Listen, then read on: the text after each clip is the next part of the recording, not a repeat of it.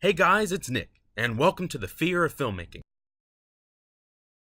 So yeah, I know it's July and way past the Oscars, but I feel like a certain movie deserved a bit more recognition. Not that it doesn't have recognition, I mean it did house the winners for Best Actress and Best Supporting Actor, but there's a specific award that I personally think the movie should have won. It's 3 Billboards Outside Ebbing, Missouri, by the way, and the award is Best Picture.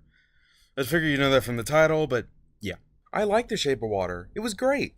I mean, I like sex with fish people as much as the next guy, but I really like good characters and stories more. Wasn't a jab at Guillermo, by the way. I just like 3 Billboards better, that's all. Please don't hate me, Mr. Del Toro. I love you. Anyway, if you don't know what this movie is then, what the hell, it's really good. Watch it. I'm breaking this video into 3 parts. You know, make it easy for the stupids. Part 1. Story. The movie starts with the main characters, the Billboards. They're shown isolated in front of the white to show that these are indeed our main characters. Then we have Mildred, a mother who has gone through a recent struggle with her daughter who was murdered almost a year prior to the beginning of this movie. She's seen looking at the billboards with intent, thus the exposition thickens. She decides to go to the advertising agency to request to put 3 phrases on those billboards.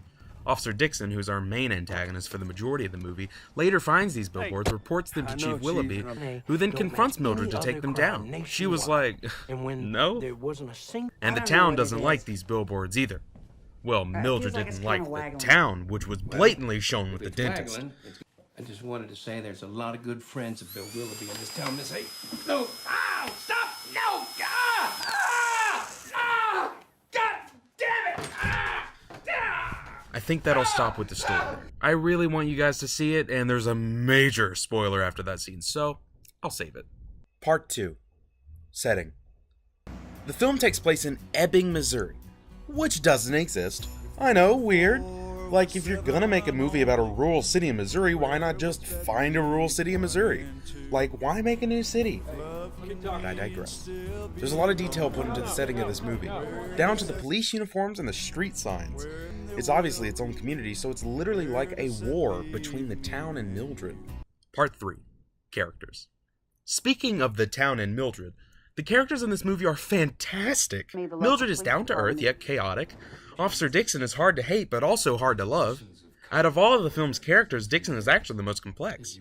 The biggest reason why this is because he does these horrible things, but he's really stupid. Hey, fuckhead! What? Don't say what, Dixon, when she comes in calling you a fuckhead? One of those horrible things is they're incredibly beautiful throwing red out of the window scene. That scene is hands down the best scene in the movie, by the way. It's perfectly choreographed and an awesome one-shot.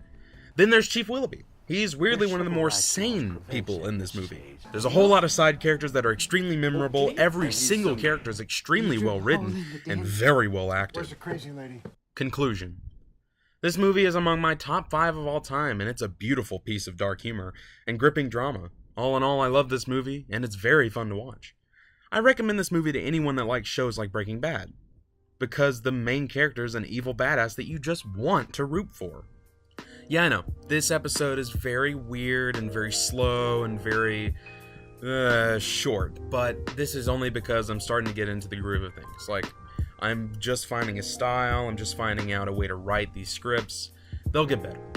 I wanted to just talk about this movie because it is actually one of my all-time favorite movies, and a lot of people criticize it for some of its weirder parts.